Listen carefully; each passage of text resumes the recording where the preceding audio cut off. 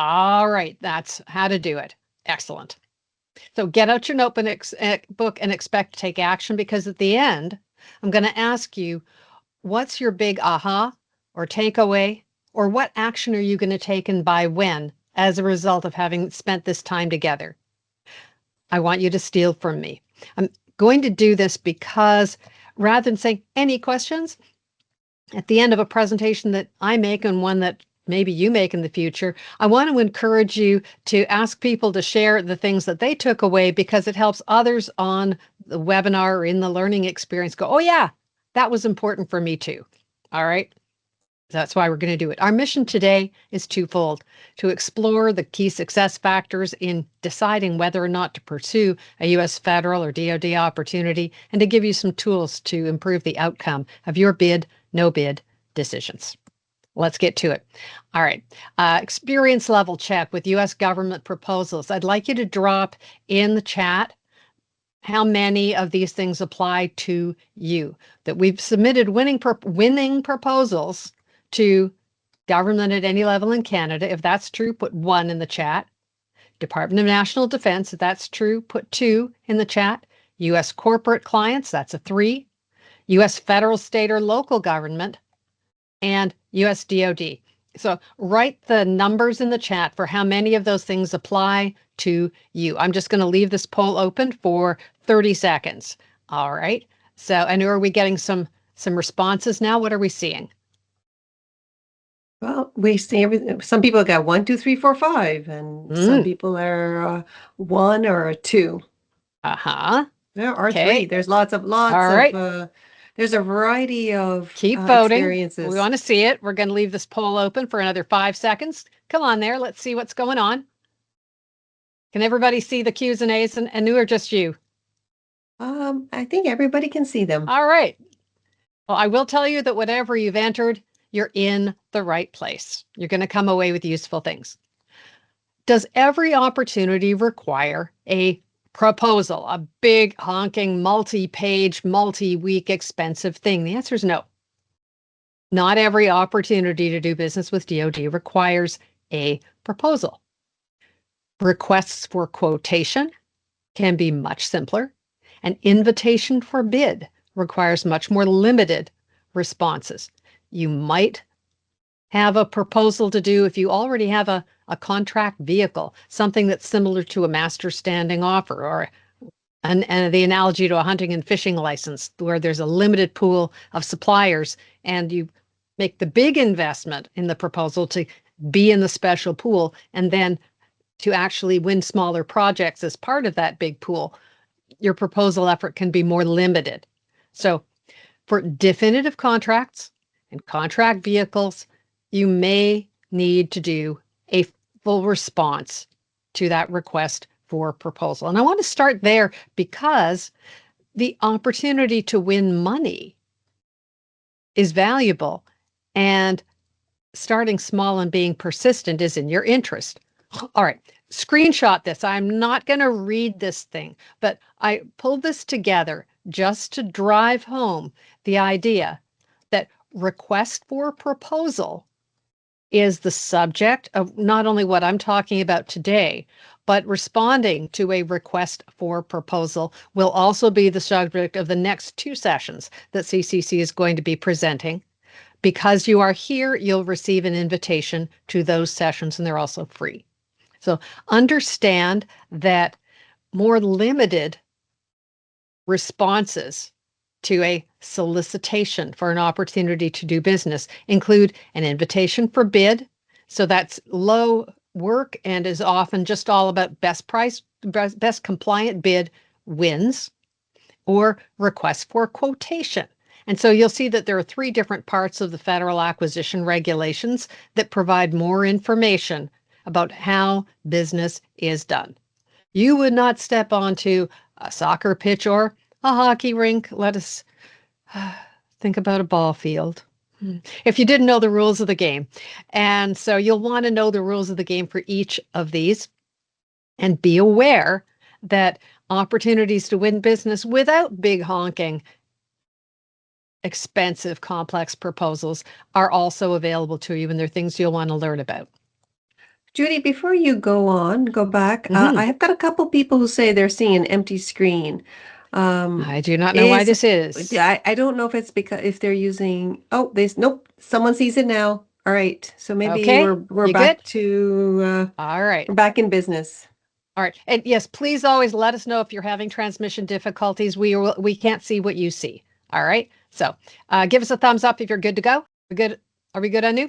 I'm good. I don't see anybody else putting thumbs up. I'm hoping All everybody right. can see it. Oh, All right. someone said good. All right, let's All right. Good. continue. All right. And so pre-proposal engagement with U.S. Department of Defense customers comes in many shapes and forms. Request for information.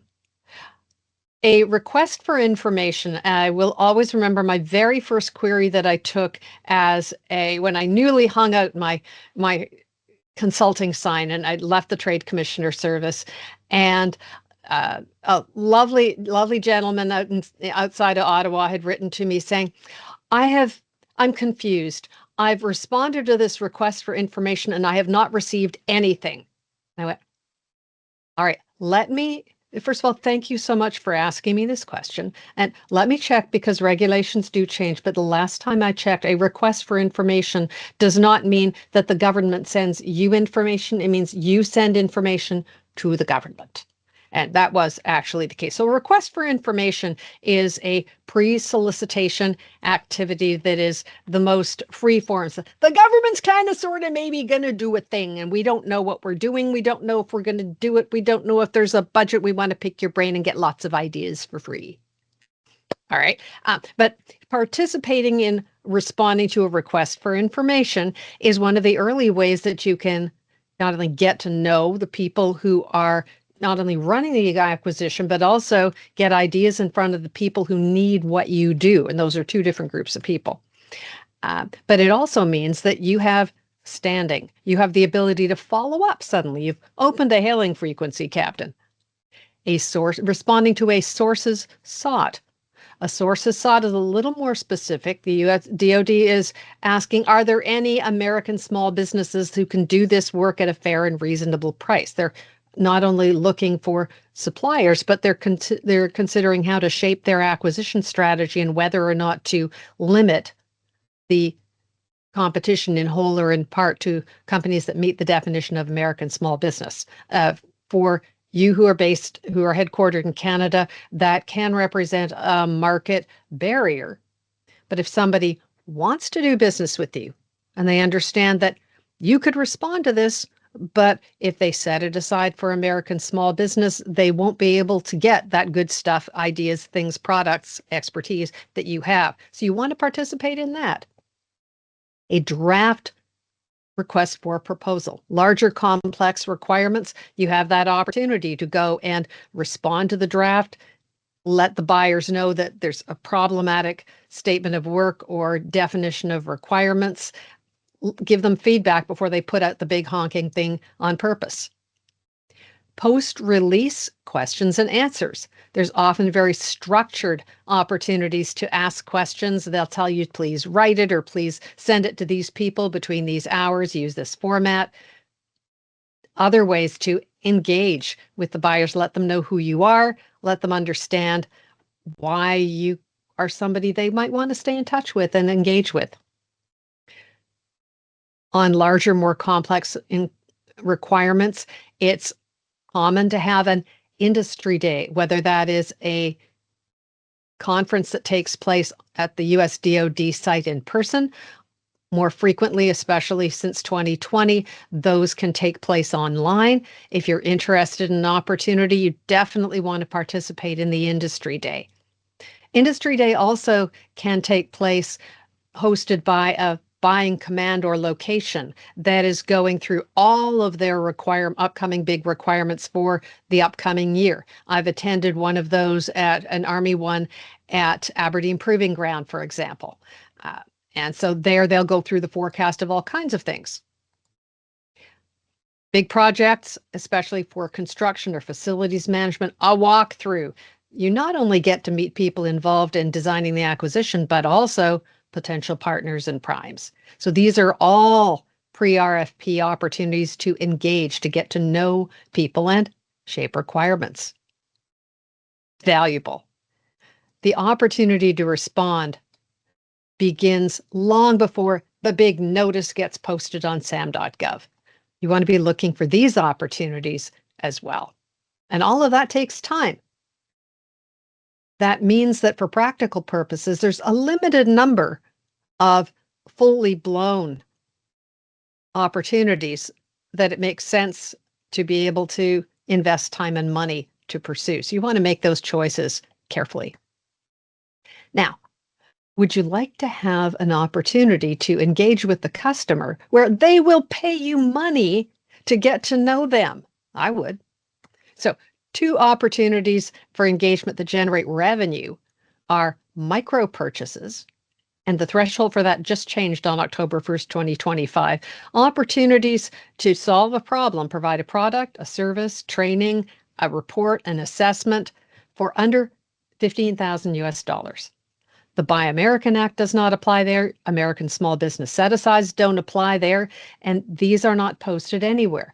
At the end, I'll give you a link to training that CCC has already done and recorded with me on video that's free, where you can find out more about micro purchases and how you can find people who need what you do and engage with them and get paid as quickly as 24 hours after delivery. I know when I did that, honestly, I wept. It was lovely. Simplified acquisition between 15,000 US dollars and 350,000 US dollars. The rules can be much simpler and don't require these massive proposals. Now, if you think about what kinds of problems you could solve with somebody for under $350,000, that's also under the threshold where CCC can be engaged to help you write that proposal. But hands up, give me a thumbs up or a yes in the chat. Anybody who would really like to have a contract with the United States Department of Defense that would generate 350,000 US dollars. Who wants one of those? Anybody want one of those? I bet you do. These are relationship sales. And so there's opportunities to do that as well. And you want to be doing both of these kinds of things so that by the time you show up as someone who's offering a big complex proposal, the buyer goes, oh yeah, those guys. Oh, we like those. They've been around. They've been solving a lot of smaller problems for us. We want to keep them in the running. Now let's talk about proposals. I want you to imagine that you're in a big conference. Let's say maybe you've been to CanSec, maybe you go to the Association of the U.S. Army, AUSA show in Washington, D.C. You're in this big room and you're on the far side of the room. You watch somebody walk into the room and their eyes are lit up and they're looking all the way diagonally across the room and they clearly see someone and they make a beeline through the crowd and they go down on one knee and they offer up the box with the ring. Without knowing what was going on, wouldn't you just cringe? When you go and make a proposal to somebody who's never heard of you and you just see that notice online, that is like walking across the room and going down on one knee and offering everything you've got to a perfect stranger. It's that kind of heartbreaking experience is what you're in for if you're making proposals to somebody who has never heard of you. So I want you to think about that and realize that's not ever anything you want to do. You got to woo them. You got to get to know them. You want to be doing those small things, the sit in the park and talk about how things are going, the equivalent of all the things you do to build a relationship with someone before you get to the point where you're proposing. Because there's no such thing as doing business with the government. There's only doing business with people. I'm going to say that again. There's no such thing as doing business with the government. There's only doing business with people. And you've got to build those relationships. It's that simple. So I want you to drop a figure in the chat. How much of your business that you have won since the start of your company, comes from a strong relationship at the core? Put it in the chat. 15%, 50, 15, 5, 20. 90, 110. Anu, let me know, what are the numbers that we're seeing in the chat right now? What are those numbers? Well, right now, anything from, well, there's some people who said Yeah, 50, but there's a lot of I can hundreds I say see. 90. I can see 80. 90, 80. 100, says Miriam. Yep. Yep. Yep. Exactly. So I have good news for you. Those of you who have those high numbers on relationship sales, you already know 80% of what it takes to be successful in selling to DoD, whether you realize it or not. That other 20%, that's learnable, and trying to figure that out on your own is painful, which is why we're here. So it's going to get better. The bid, no bid, I want you to think about that as the $65,000 question. Here's why. Proposals are expensive. DoD proposals especially so. The solicitation itself has 13 parts, section A through M of the standard federal solicitation. Each one is very structured. It is not the place to get creative. You have to answer the questions. It's very structured. It's very precise. Often there are multiple sections. There's a pricing section, a management section, a technical section. We're going to go through all of these things in the section on responding to proposals in the next 2 webinars. But right now, just to get to the beginning of that decision, I'm going to give you some things to think about, because proposal responses require perfection on every page. There's an exact page count. You can't have too many pages. There's a specification about what kind of fonts you can use and what point size on the fonts. You've got to be sent in on time, and you do not wait until 5 minutes to 5 for a 5 p.m. Eastern deadline, because what if the website crashes? That's your fault as the vendor. You've got to get this stuff in. At least we're not in a world where typically you've got to send 12 copies in cardboard boxes and send them by courier. But you've got a response. You've got to prepare a response that provides exactly what they request, and no more, no less. Unlike doing a proposal for corporate, all you have to do is answer the questions that are there in the order that they ask them and prepare a very precise response, because they take that response apart. Often you've got multiple people evaluating different sections, and if your response is not organized exactly the way that the request for proposal is, you're not even going to get considered, and all your time and effort is thrown out. Forms, past performance, technical management, the solution they wanted in the format that they asked for, so they can justify choosing you. They want to know you can follow instructions. Get it done right, because if your proposal doesn't show that time and precision and care, why on earth would they think about choosing you? This is a big investment. And so those of you who have submitted proposals, what's your win rate? Put a 1 if it's under 10%, put a 2 if it's 10 to 30%, a 3 if it's 30 to 50, a 4 if it's 50 to 75, a 5 if it's over 75, a 6, we don't know. All right. What's your win rate right now? And you should know that. What's your win rate? Let's see. We got a 2, we got a 2, 1 and 2, got a 2. Nothing to be ashamed of, because I'm going to tell you in a minute what the win rate is that federal contractors in the United States experience. A 4, Desiree. Wow. Yeah, there's some good, Lots there's of a few 2s. 4 There's a and lot of 5s. honesty. And I want to thank you for your candor and your courage to share this. We've got a bunch of 10 to 20s. And my win rate, honestly, no matter what I do, it tends to be about 11%. And that's really tough. So again, oh yeah, and 7, you'd never bid. Got it. Average win rate in the US federal market is 25%. To win 1, you're losing 4. I remember having this conversation with someone who was all excited that she had won her first federal contract. And I was writing my first edition of my book at the time. And I said, how many bids did you submit to do that? And she said 38. and I wasn't going to even do the math in public, which I never do on days that end in Y, but I didn't have the heart to tell her that the cost of winning one included the cost of losing 37.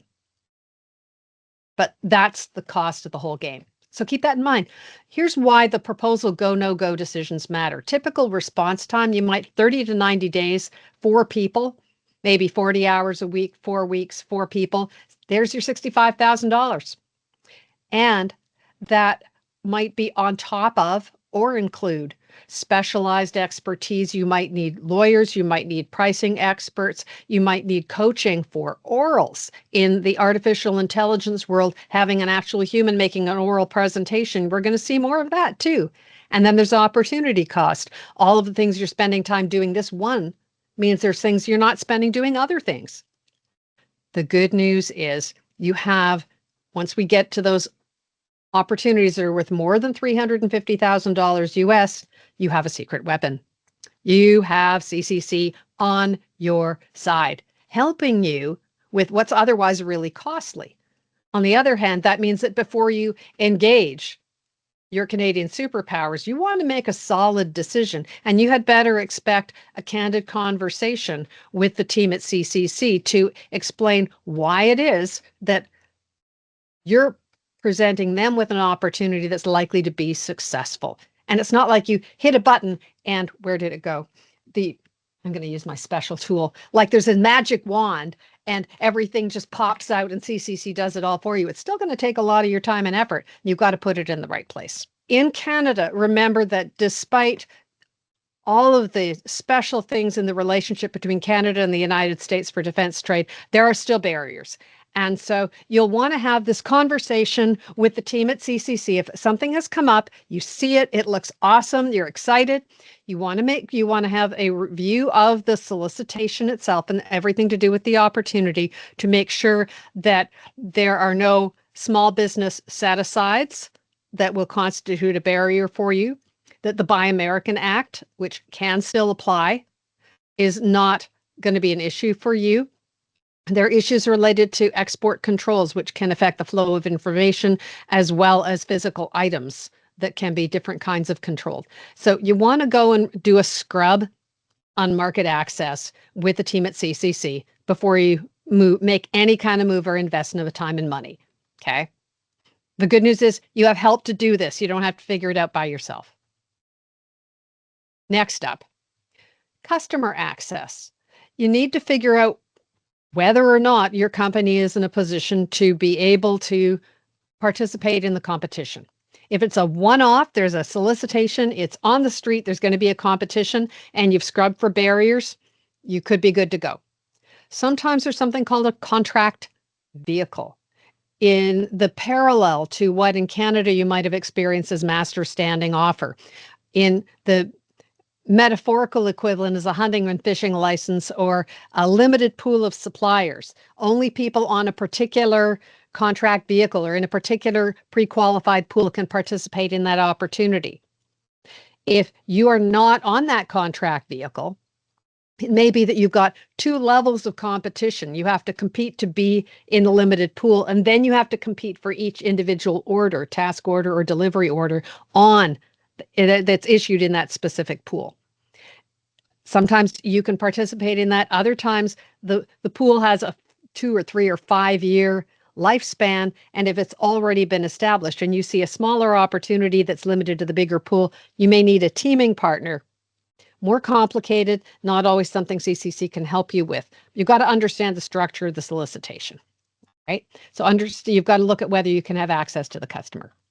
Successful proposal prerequisites also are based on customer intimacy and competitor intelligence. I want you to think about this, your customer intimacy rating on a scale of 1 through 5. And if you don't, a footnote, you don't need a big expensive contact relationship management system. For the sake of all that is holy, put this stuff in a spreadsheet. But for every single opportunity that you're thinking of pursuing, you go back to one of the other webinars that I gave, and I'll give you the link for this at the end, where you're laying out for every single opportunity, all the humans that you know that you've been in touch with as the opportunity has been developing, what I call your players at all the layers. And you want to rate your level of intimacy, customer intimacy with them. Either you've not had any contact with them, they're a name on the list, they're the name in the RFP, you never talked to them. Contact, two-way contact, you've got a hailing frequency open, Captain. Number 3, continued engagement. This is a long dance, long dance. You think of your mate or your long-term relationship and how long did you woo them before it hit that magic moment and things locked in. It can be like that too. You know, that's happened in your professional life with your customers as well. Sometimes it takes a long time. Contract award, that's what I call intimacy level 4. And 5, they're your champion. They're introducing people, they're a referral. So I want to encourage you to note the customer intimacy level as well. You want to be answering questions like who's the incumbent, who's already there, how many other contracts is that incumbent already doing with the people you want to be doing business with? Who are the other competitors in the marketplace? Please do not tell me you have no competitors. Your federal prospect is already doing business with somebody else who's not you, whose product may not be as good, whose expertise may be terrible, whose pricing may be more, but they're already buying something else because they're not doing business with you. Those people. All right. What kind of pre-RFP conversations have you had? Those pre-engagement things. And what are your people really afraid of? 3 things they all want. Follow the rules, make it easy, make them look good. Are you doing all 3 of those things? Because the place where that intersects is a place where you can be successful. Ask yourself these questions every time. If you cannot answer yes to all 3 of these things, they're going to be choosing somebody who can. So 5 fast questions for better bid decisions. This is what I call the WIRED framework. And here's why I call it that. This is a fast, structured way to decide whether to pursue or walk away from a formal proposal opportunity. It's going to help you focus, capture time, and proposal dollars on bids you can win. And it's built from our proprietary and proven methodologies. WIRED is also a term you want to use carefully, but it does come from casual or informal slang about a solicitation that's written so tightly that one company, maybe the incumbent especially, is in a really strong position to win. And so I took that apart and said, all right, what are 5 things that correspond with WIRED so it's easy to remember? The first, the W is win probability. All right, so you can write this stuff down. You can screenshot this. Do we have a real shot? If you know the buyer and the incumbent and what makes you different, that'd be a green.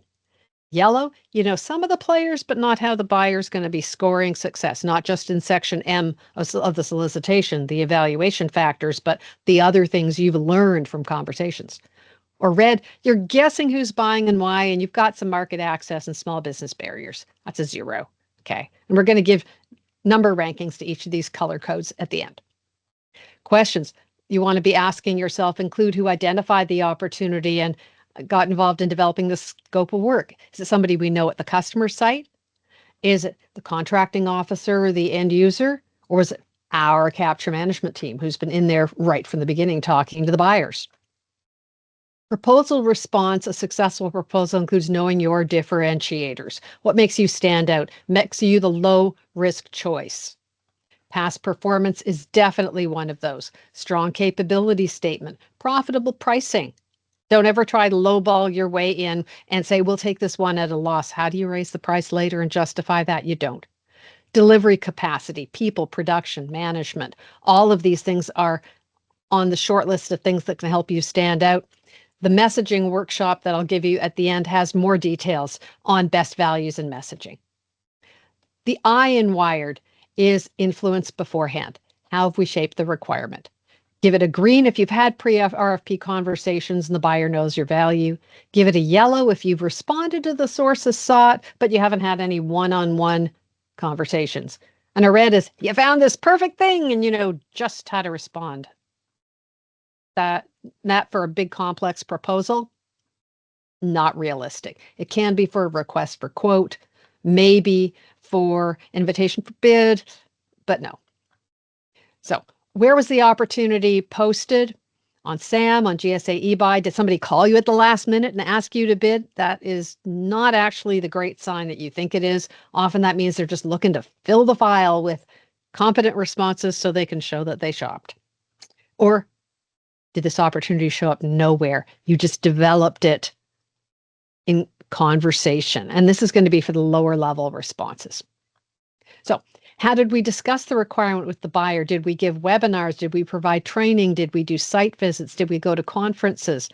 Why would the customer choose us? How are we going to be the low risk choice, the safe bet? The R of wired, resources and readiness. How well are we going to be able to bid and deliver? How strongly does the customer understand that we are going to help them shine? Your own team and your partners and your pricing and your data, they're all ready to go. Yellow, you need access to a contract vehicle. You need more time to find a teammate, a joint venture, an agreement. Or red, and I hear this all the time. Hey, we put it all in place. I've got stuff. It just award us the contract. Are you serious? If you're the buyer, how comfortable are you going to be with somebody who's going to get it all ready just the moment you get the contract award? No. All right. The E, evaluation fit. How well do we align with evaluation factors?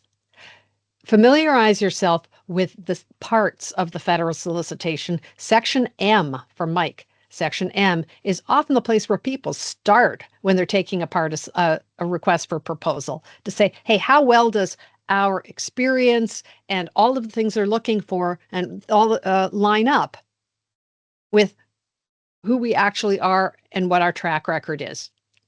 That, honestly, that same process was how I won the opportunity to work at the Canadian Embassy. I failed for the first 2 tries, and then I realized I could get the full job description if I just asked for it, and I got it. And I looked at all the things that they were looking for somebody to do that job as a commercial officer at the Canadian Embassy.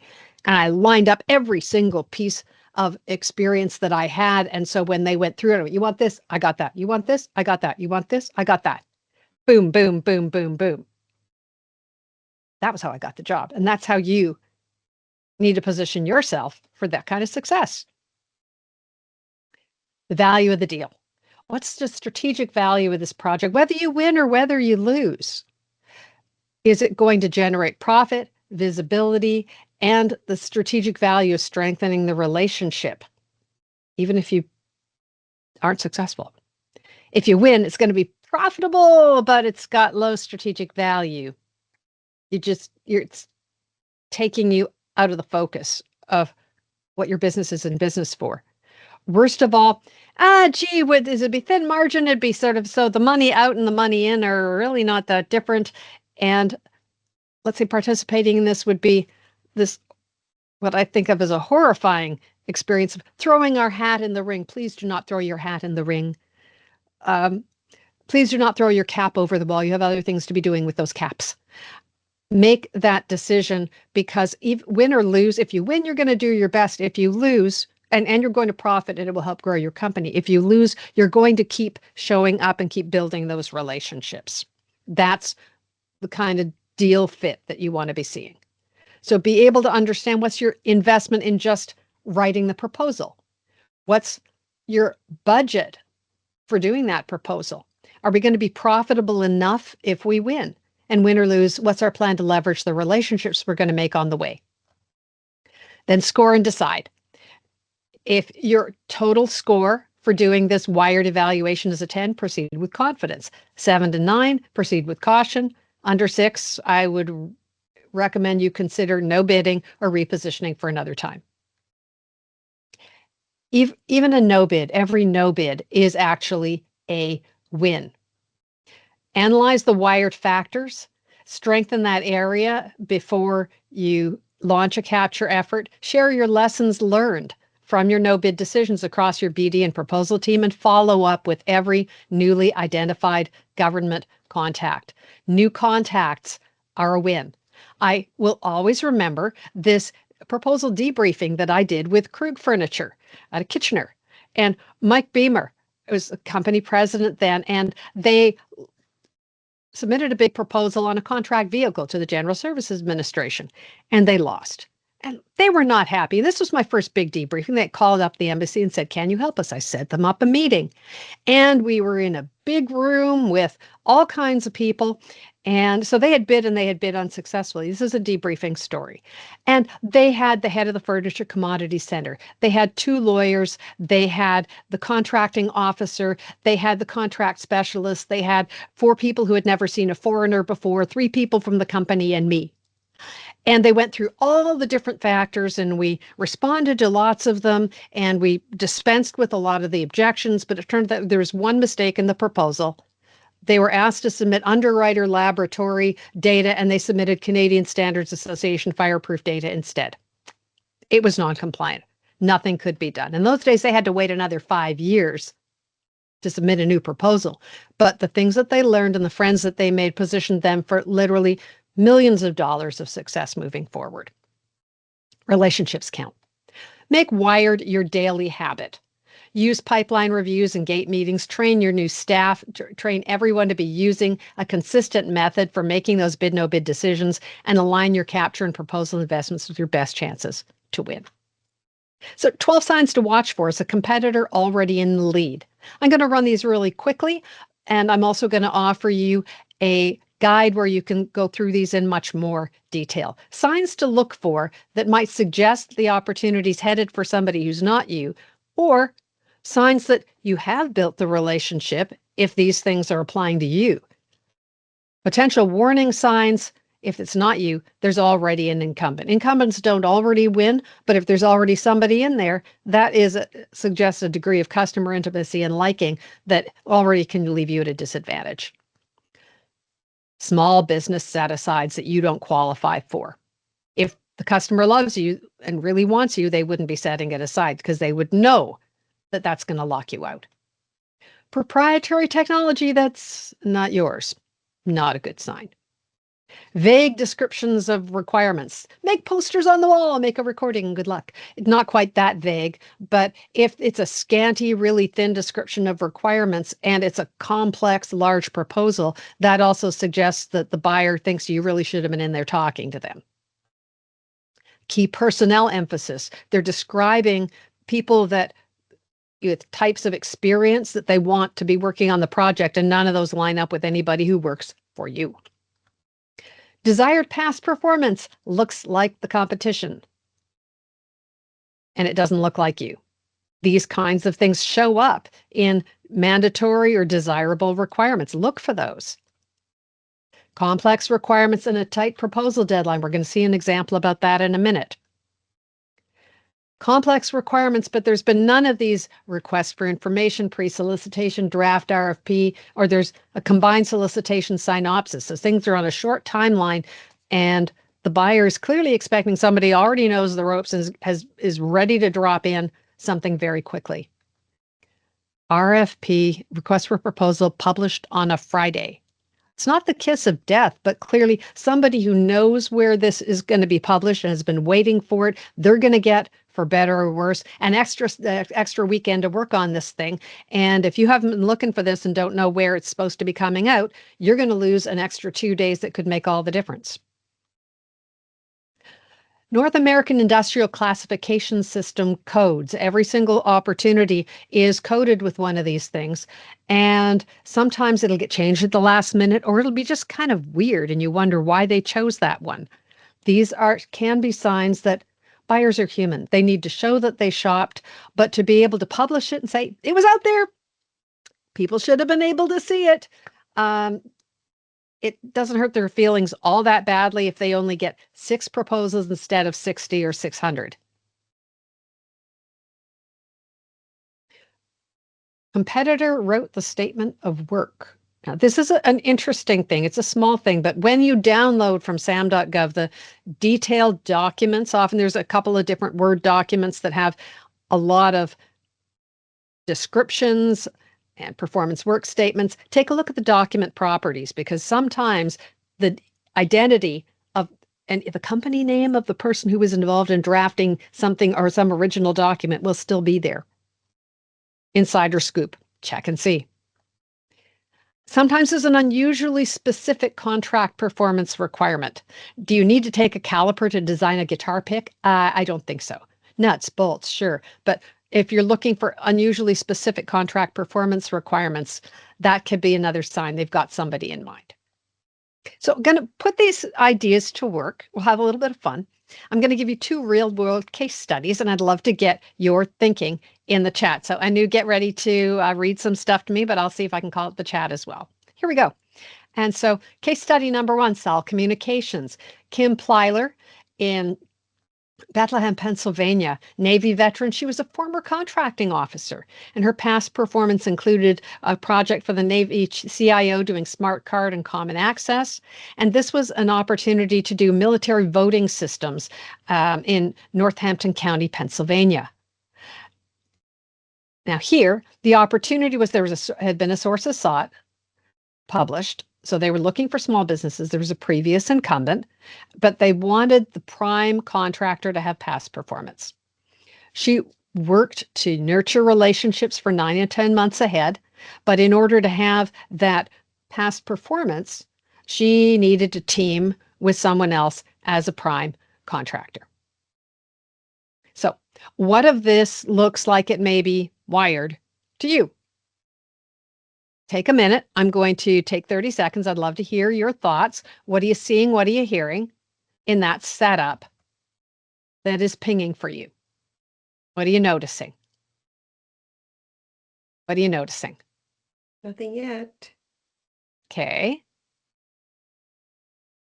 What are you noticing in that thing? We have past performance. Desiree says past performance. Mm-hmm. Okay. Experience requirements. Uh-huh. She's found a way to address the experience requirements. Building But there's an relationships with the incumbent. buyer. Mm-hmm. She's done that. We're taking our 30 seconds, so I just want to got you thinking. So the previous incumbent one on price. So there was a $600,000 price difference. 1.3 million was what the winner had offered, and Kim had offered 1.9 million. And that price difference was exactly the margin it was going to cost her that she would have had to pay to the prime contractor. And so that was the markup. That happened to be the value of the markup of, she wasn't even getting that money. That was going to go to the company who had the prime experience. So she bid and she lost, but there were opportunities still for her to continue to develop relationships. Those future moves included, there were some things that the prime wasn't that good at, the people who won the work. And so she could go in and offer backup capacity. She could also offer the opportunity to provide surge capacity if the project got bigger or the requirement grew. She was able to be in the wings for them and to give them added assurance that they could always call her. She could also ask, hey, are there other people that you know that we should be talking to? You can always ask that. She was able to cultivate other relationships as a result moving forward. And this was a contract with a base plus 2-year options. The 2-year options might not be awarded. So keeping in touch over time, finding out how things are going are all options. Case study number 2. This was also a real one. Ann Chambers, CEO of Red 212, had seen this request for proposal. This tells you about the life of government contractors. Sent an email with a date stamp of 3:38 a.m. I also need a life. You'll see my email time slot as well. She said, I'm working on a response to a request for quotation for the National Women's Business Council. Timing's crazy. RFQ came out on a Monday. Response is due at noon on a Friday. I'd never worked with the government. I'm expecting there's an incumbent. I'm trying to determine if there is one. If there is, I might pass, or I might use it as a way to throw my hat in the ring. And it's work I'm very passionate about. I want to be helping women business owners, but our work has been about food safety and the U.S. Department of, in fact, it was just food safety, not even Department of Agriculture. Well, I write her back at 6:30 in the morning. I clearly need a life. I look at the solicitation There's a short time frame. Deliverables were supposed to begin 5 days after contract award. It was a purchase order, so it was a very limited thing. And it was a year plus options that were going to go out for another year. There's a 6-page response limit and a lot of emphasis on past performance and technical. Is this looking good? Is this?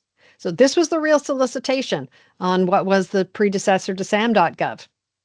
Combined synopsis solicitation as well. So our related past performance was not ever with government. We didn't have a relationship with the buyer. We didn't have any knowledge or preparation prior to just seeing this thing. While the contracting officer said, no, there's no incumbent, she had to think about how I felt about dropping everything else I was doing for 5 days. What looks wired to you? What are you seeing? Let's see it in the chat. What are you noticing? Yep, short timeline, a hidden incumbent, past performance, not objective enough, not prepared for this RFP. Yep, I want to be in business with you people. You are making good decisions. And so I would be surprised if there's anybody here who thought that bidding was a good idea. In point of fact, and no bid, spent some time trying to get to know the players at all the layers. And so she did not submit a minimal bid just to get her name out there. She had other things to do with her life for 4 days. And ultimately, Anne decided that the federal market just wasn't even for her. And so she moved on to do other things with her company and do work where she felt she could grow and be more successful. So as we head toward recap, some major criteria to think about are access to the market. That's doing your scrub for set-asides, export controls, and Buy American. Access to the customer intimacy, your ability to respond. Can you answer all the questions? Your past performance, your experience that shows that you solved their problem for someone who looks just like them yesterday afternoon. Your ability to price profitably as well as to win. Show differentiator. Demonstrate you've got financing and the people to do the job. If it matters, use a checklist. Pilots, and that includes me, use checklists. Surgeons use checklists. EMTs use checklists. Contracting officers use checklists, and so should you. I want to encourage you to commit to the power of human connection. It is the most powerful force on earth. We have covered a ton. I hope you're coming away with the sense of why bid, no bid. That decision to bid matters. And you really got your arms around some major criteria to think about before you begin to write a proposal.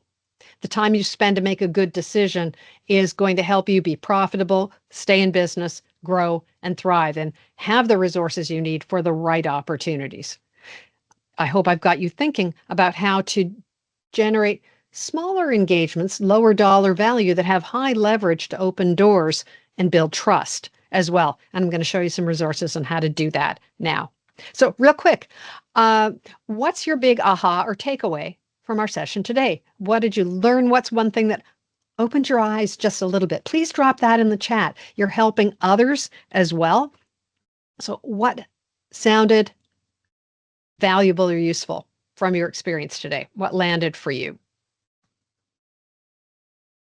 As we do that, there follow up on engagement on lost bids. Thank you, Desiree. Absolutely right. What else? Emphasizing relationship building. Right on, Matt. Building relationships. It doesn't have to be a challenge, Sajid. It can be easier than you think. It's not something that happens broad brush across the board. It starts with solid focus. We've got this. Industry day and walkthrough is very important. Absolutely. Any chance to meet people in person. Sometimes you got to get on a plane. CCC Advisor Services. Anu just put the link in the chat as well. Resources. Let's go there. Structured approach to prospecting and messaging. There's the link. Screenshot it. There's the link to the video where you can see one of our sessions from last year. Something else to screenshot, another free video lesson, small wins, big impact, using micro purchases to win DoD contracts. These are the things worth up to what's now $15,000. So let's say $10,000 in the video, it changed to $15,000, 50% bigger on October 1st of this year. And there's a complimentary attendee bonus.